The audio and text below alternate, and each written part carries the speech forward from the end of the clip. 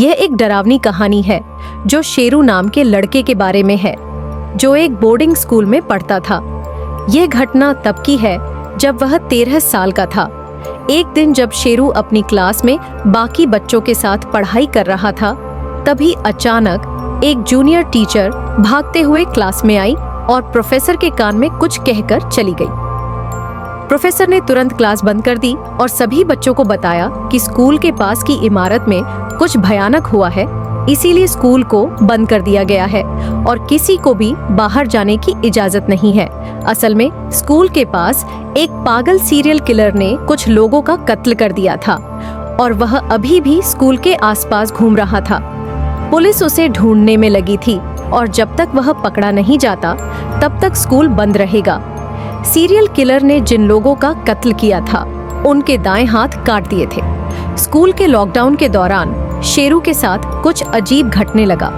उसे हर रात अपने हॉस्टल के बिस्तर के नीचे से किसी के जोर से चीखने की आवाजें सुनाई देने लगी। हैरानी की बात ये थी कि यह आवाजें सिर्फ शेरू ही सुन पा रहा था।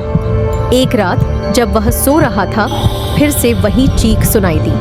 हिम्मत करके शेरू हॉस्टल के पीछे गया और देखा कि जमीन पर खून के निशान हैं। वह उन निशानों का पीछा करते हुए गार्ड के क्वार्टर के पास पहुंचा, जहां एक बड़ी सी बोरी पड़ी हुई थी जिसमें से खून टपक रहा था।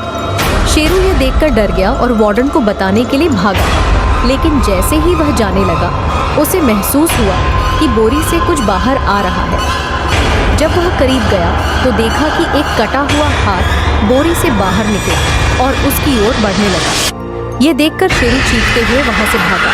शेरू की चीख सुनकर बाकी हॉस्टल के लोग जाग गए और प्रिंसिपल ने तुरंत पुलिस को बुलाया। पुलिस आई और सीरियल किलर को ढूंढ निकाला, लेकिन तब तक बहुत देर हो चुकी थी। सीरियल किलर ने शेरू का भी कत्ल कर दिया था। उसकी लाश उसी बोरी के पास पाई गई और उसका दायां हाथ भी काट दिया गया था।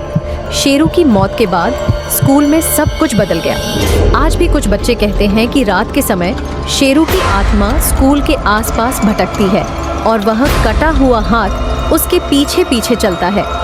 अगर आपको यह कहानी पसंद आई तो हमारे चैनल एमी स्टोरी वाइब्स को सब्सक्राइब करें और बेल आइकन दबाना न भूलें।